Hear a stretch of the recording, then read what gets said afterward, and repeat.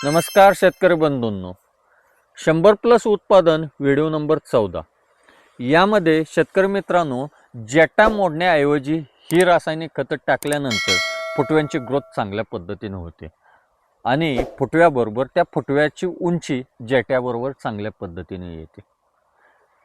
1 ते 13 व्हिडिओ आपल्या आचार्य ॲग्रो यूट्यूबच्या चॅनलवर अवेलेबल आहेत आणि याचा पुढचा जो व्हिडिओ आहे 15वा नंबर, बाळभरणीला कोणतं खत टाकावं, ही जर माहिती हवी असेल तर आमच्या कमेंट बॉक्समध्ये व्हिडिओ नंबर किंवा पार्ट नंबर 15 असा टाकावा। शेतकरी मित्रांनो, जेटा हा सरासरी 35, 40, 45, 50व्या दिवशी आपण मोडतो। का मोडतो?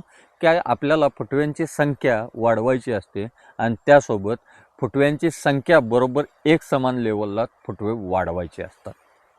जेटा मोडल्यामुळं जे रासायनिक खतांचे अन्नाचं डिवायडेशन करणारं मदर, म्हणजे ज्याला आपण आई म्हणतो, त्या आपण ती मोडून टाकतो। त्याऐवजी हे रासायनिक खत टाकल्यानंतर त्या जेटासोबत जी फुटवे आहेत ती एक समान पद्धतीत वाढतात। तर ते कोणतं खत?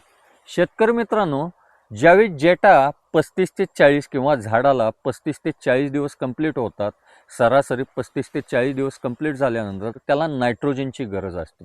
नायट्रोजन, युरिया एकरी 1 बॅग आणि त्यासोबत मायक्रोन्यूट्रन्स 10 किलोची बॅग, या पद्धतीनं आपण जर टाकलं तर आपल्याला फुटव्यांची संख्या बी वाढते आणि जे निघालेले फुटवे आहेत ते जेट्याबरोबर वाढतात।